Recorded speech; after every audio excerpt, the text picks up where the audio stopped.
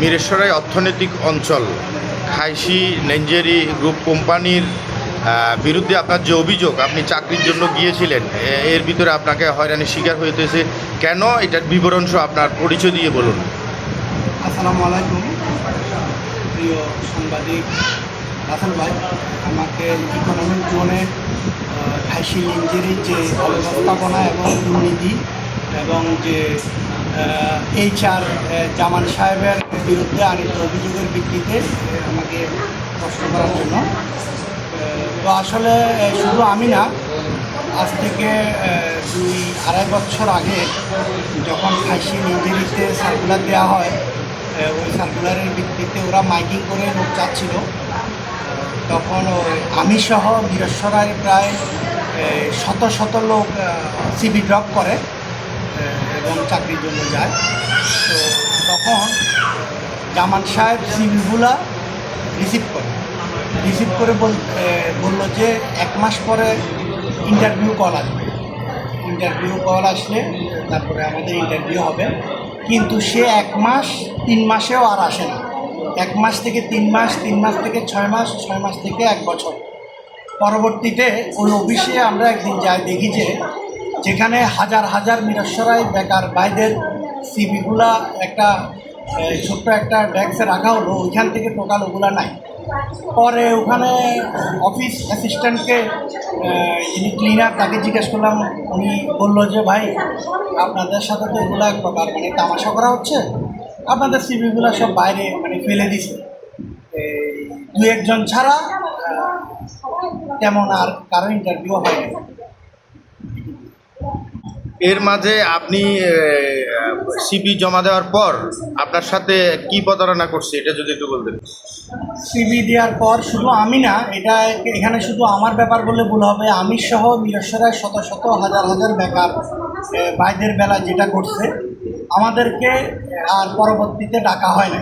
তারপরেও আমরা বারিয়াট, মিরেশ্বরায়, জোরালগঞ্জ প্রায় 10 জনের একটা প্রতিনিধি দল ইন্টারভিউ দিতে যাই। তখন এবারে আমাদেরকে বলতেছে ভিতরে ঢুকতে দিবে না। বললাম যে আমরা বারবার CV ড্রপ করছি, আমাদের সিভির জন্য ডাকা হয় নাই।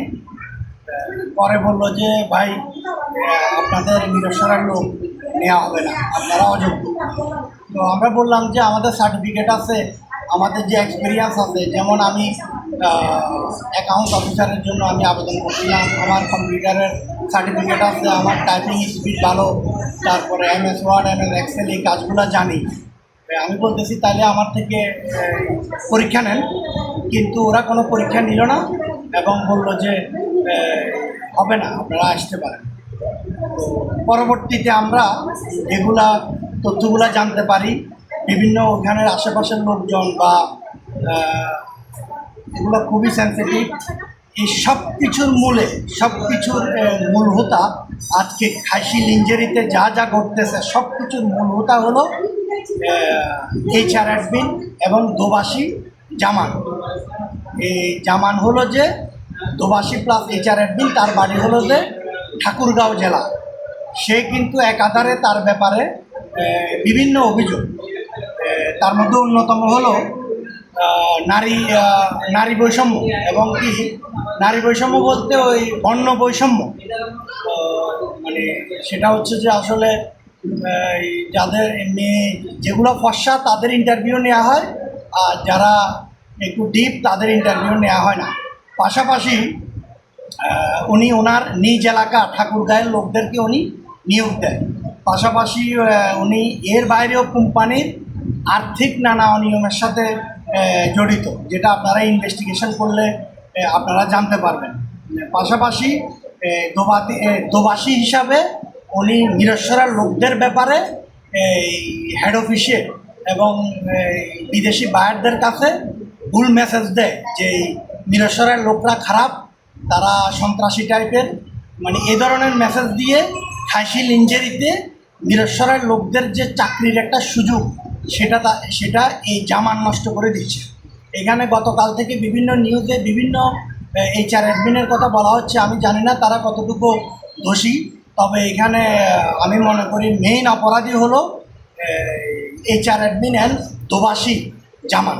এটুকুই আমার বলা। আপনি বলেন।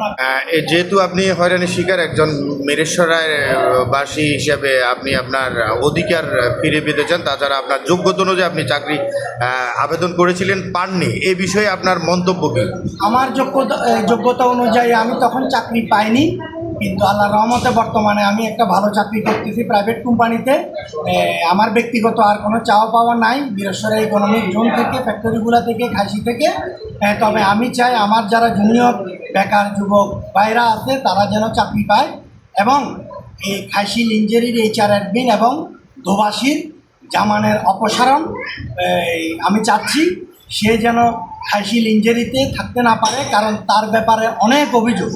এই একমাত্র জামানের জন্য বীরেশ্বরায় বেকার যুবক ভাইদের অনেক ক্ষতি হচ্ছে। আমি চাই বীরেশ্বরার বেকার যুবক ভাইরা ঐক্যবদ্ধ আন্দোলন গড়ে তুলে এই খাসি লিঞ্জেরির দোভাষী জামানের যে একটা অপসারণ, যে একটা পদত্যাগ আমি চাই।